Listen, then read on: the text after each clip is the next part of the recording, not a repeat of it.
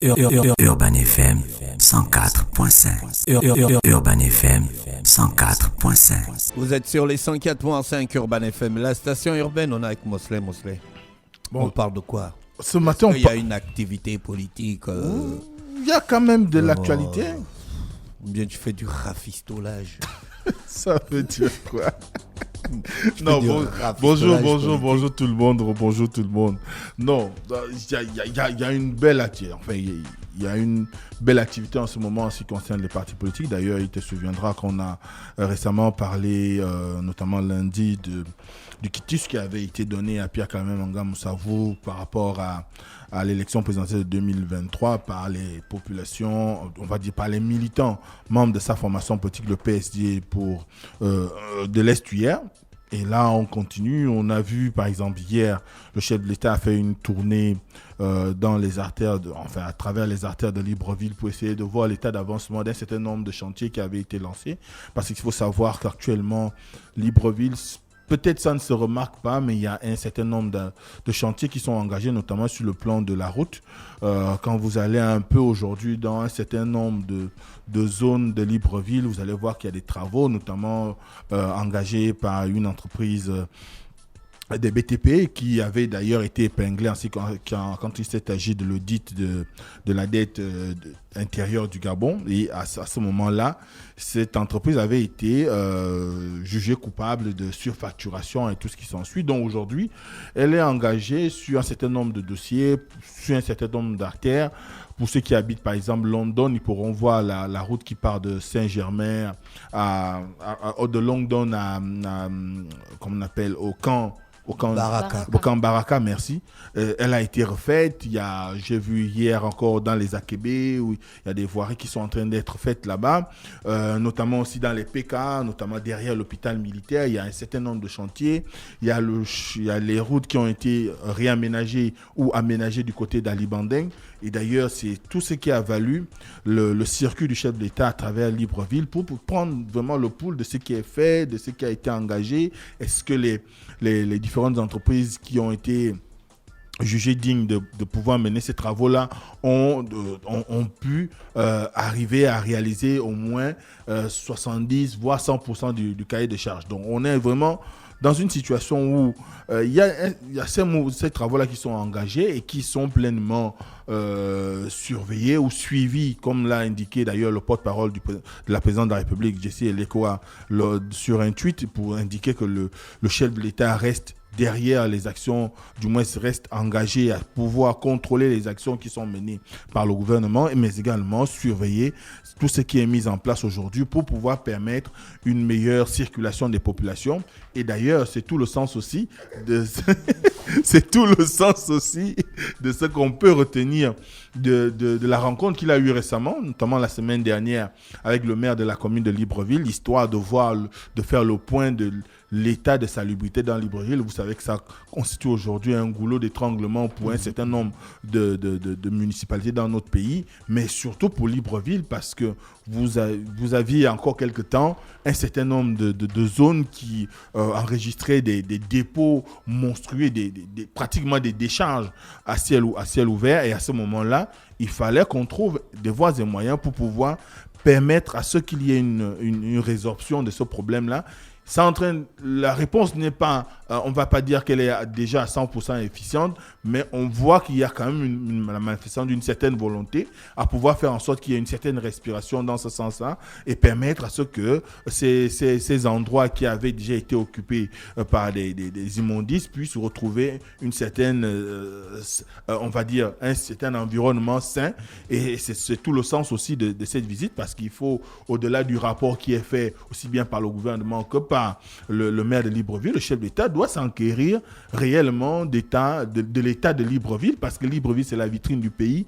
Et garder la vitrine du pays dans un environnement sale, je ne pense pas que ça puisse être quelque chose qui permettrait d'attirer les touristes et même des investisseurs. Parce que quand vous avez une ville qui ne ressemble à rien, les gens se posent quand même des questions. C'est comme vous, quand vous avez votre maison, quelqu'un peut arriver une première fois et puis constate qu'il y a tout un désordre. S'il arrive une seconde fois, il y a le même désordre, il se pose quand même des questions. Est-ce que je fais bien de venir à chaque fois chez lui? Est-ce que je ne peux pas me choper 2-3 trucs? Donc mieux, je m'abstiens. On va se voir désormais au bar. C'est pourquoi vous avez des gens, ils ne reçoivent leurs amis qu'au bar parce que chez eux, c'est pas tellement, on va dire, appréciable. Donc à ce moment-là, la ville qui essaie de Libreville, le grand Libreville aujourd'hui, est la vitrine du Gabon et à ce titre, il mérite de connaître des améliorations sur le plan de l'offre en matière d'urbanisation, de l'offre en matière de salubrité.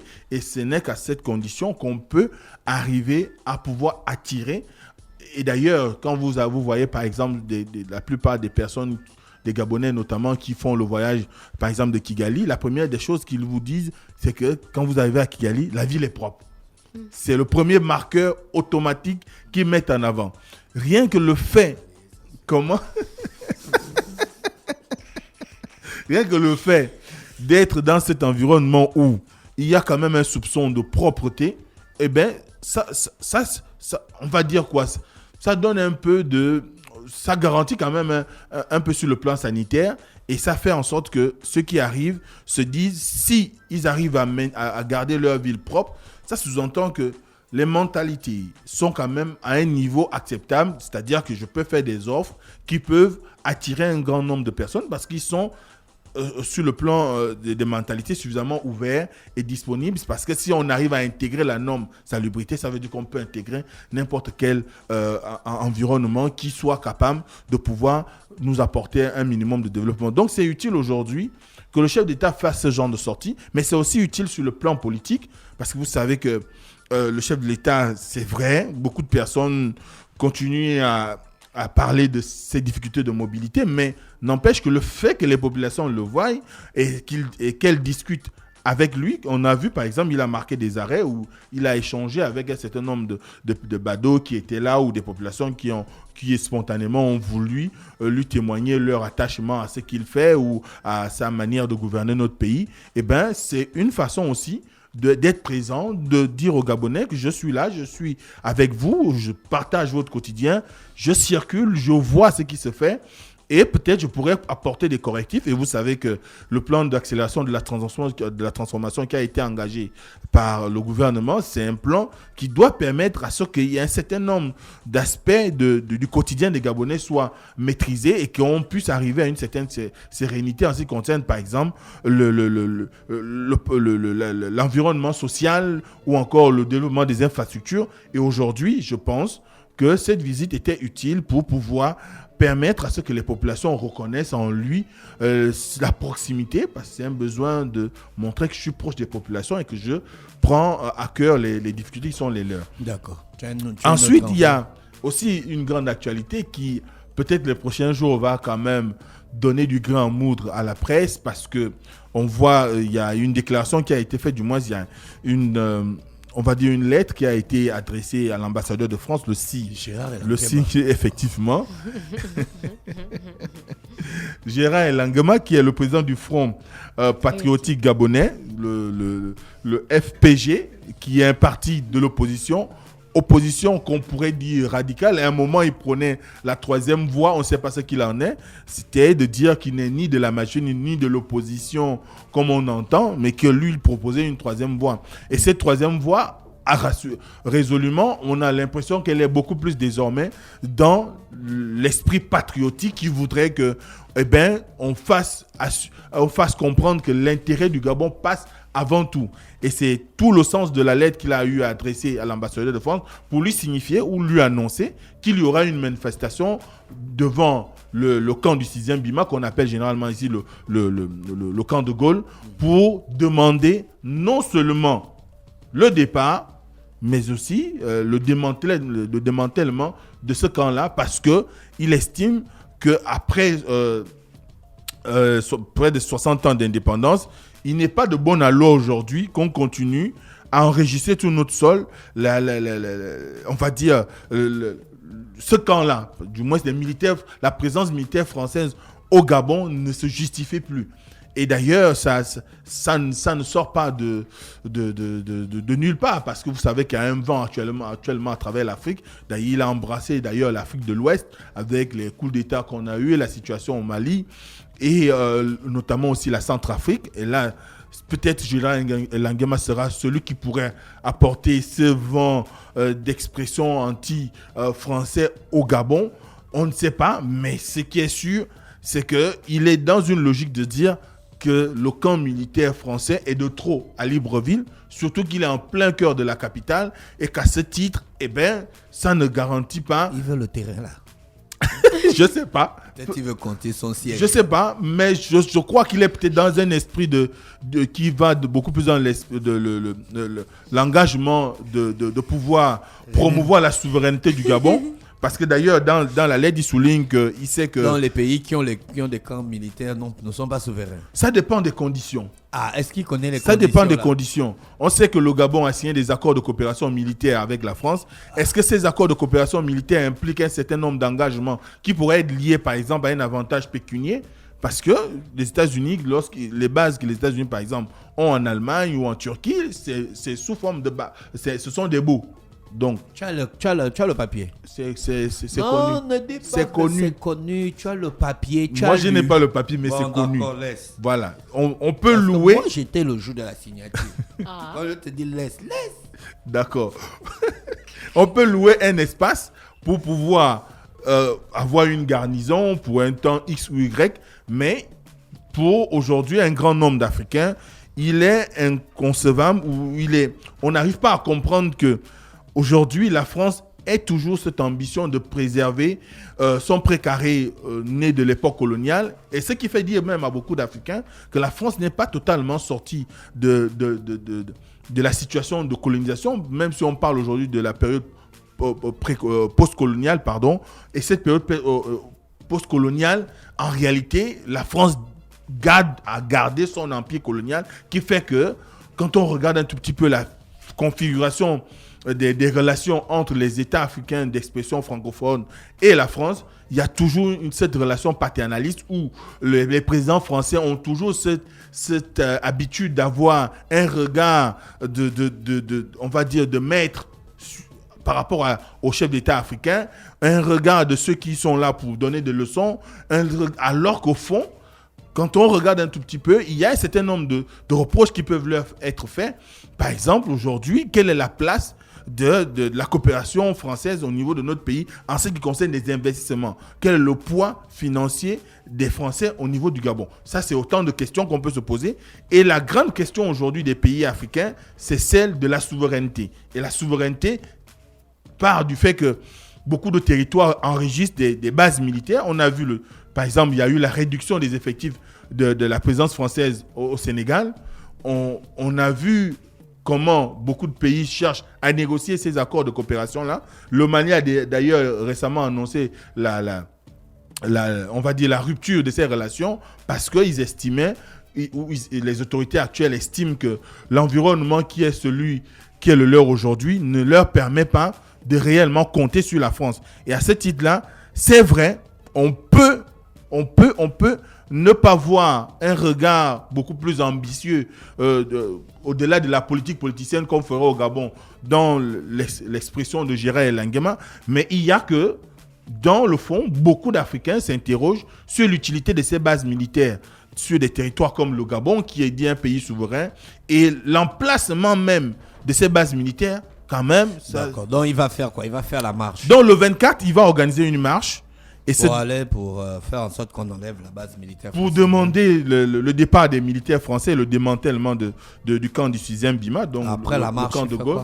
Après, on verra est-ce que ce sera juste une manifestation de plus ou il y aura un objectif. Ou il y aura un objectif politique derrière, parce que on sait que sous d'autres cieux, ça a commencé comme ça. Après, on connaît les chamboulements qu'il y a eu, les différentes propositions qui se sont engagées par la suite. Maintenant, est-ce que Gérard Langema est réellement outillé? Est-ce qu'il est prêt à pouvoir assumer ce combat, comme le font d'autres à travers ailleurs, on ne sait pas. Mais il ne suffit pas d'aller bousculer le cocotier. Il faut s'attendre à ce que les noix qui en tomberont vous touche aussi. Donc, est-ce qu'il a la carapace suffisamment solide? Parce que c'est quand même un dossier assez compliqué qui, dans les prochains jours... En fait, toi, tu es un vrai gangster.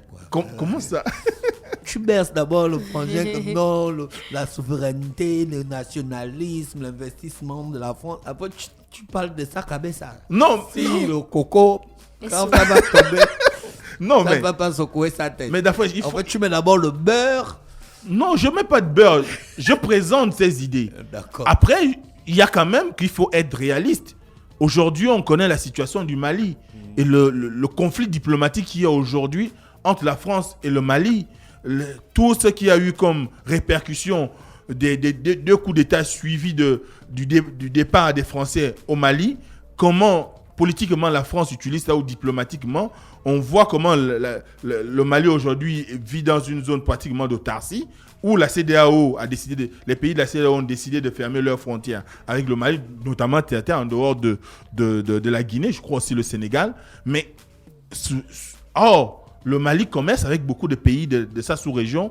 Et la situation qui est la sienne aujourd'hui est quand même une situation compliquée, même si on sait que c'est un combat que beaucoup d'Africains appellent de leur vœu, même si beaucoup ne le disent pas, mais beaucoup d'Africains appellent de leur vœu à ce qu'il y ait une liberté pour l'Afrique, une liberté qui tient compte de la souveraineté et plus encore de la capacité de la France à partir des pays africains, en plus des expressions francophones, pour permettre à ce que les pays puissent correctement se développer. Et derrière cette question de présence militaire, il y a une autre question qui va avec, c'est celle du franc CFA.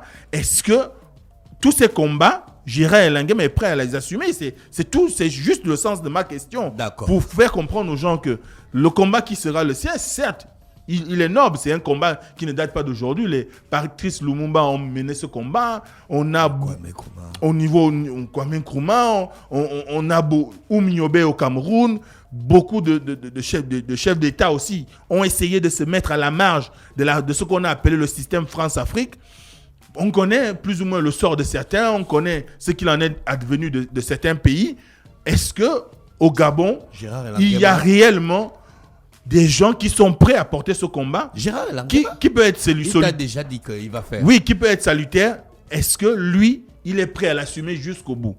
Donc, ce sera toute la détermination. Donc là, il ne faut plus demander s'il y a des gens. Au Gabon, il y a des gens qui sont capables. Oui, Gérard Langrema. Maintenant, peut-il l'assumer jusqu'au bout, comme dit Mosley? On verra après le 20...